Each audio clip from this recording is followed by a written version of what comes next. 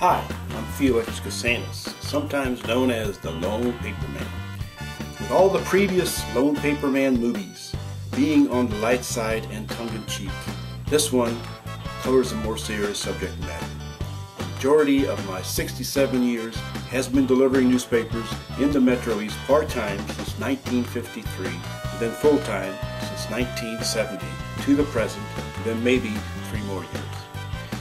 The editorial page in the May 6, 2012 Sunday edition in the St. Louis Post-Dispatch titled America's War Zone was so right on and powerful that I'm qualifying myself to put a face to that editorial because I want to share it with you word for word with a brief statement afterwards.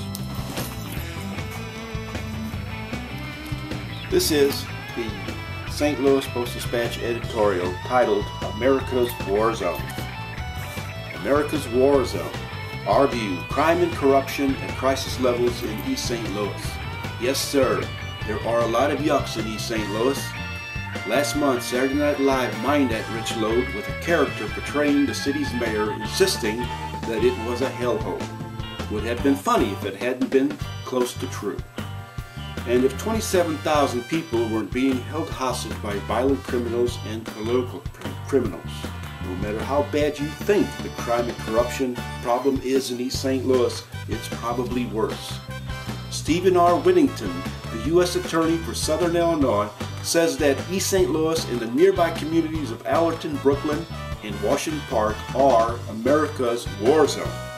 At his office in Fairview Heights, in a building full of prosecutors and cops from multiple federal law enforcement agencies, Mr. Whittington showed us charts and graphs. The homicide rate in East St. Louis is 20 times the national average. It's more than twice the rate in Gary, Indiana, Detroit, and St. Louis. It's higher than Iraq's.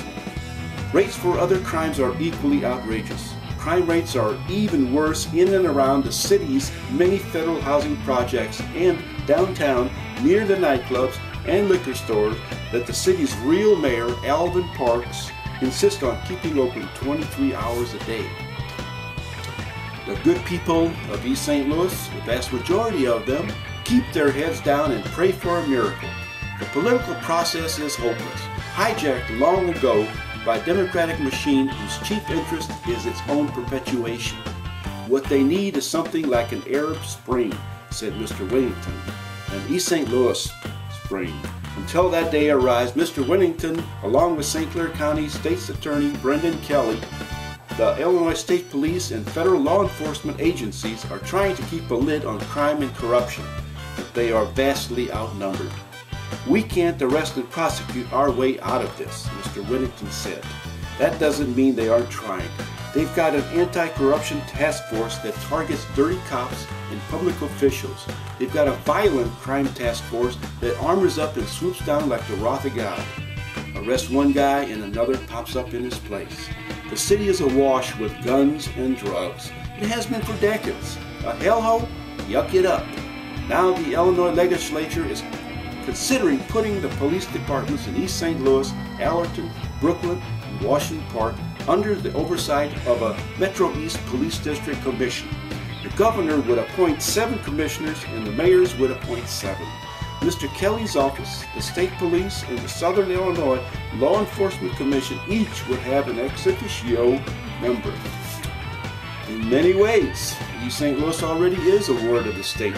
The city's housing authority has been in federal receivership for 27 years. The state is moving to take full control of the school district. The state authority oversees city finances. The state might as well take over police supervision. The legislature should get it done. East St. Louis is not likely ever to pull itself by the bootstraps. Most of the people with boots already have left town. There are a few private sector jobs. Government jobs are precious, and nobody wants to antagonize the people who hand them out. The city is not a national joke. It is a national tragedy.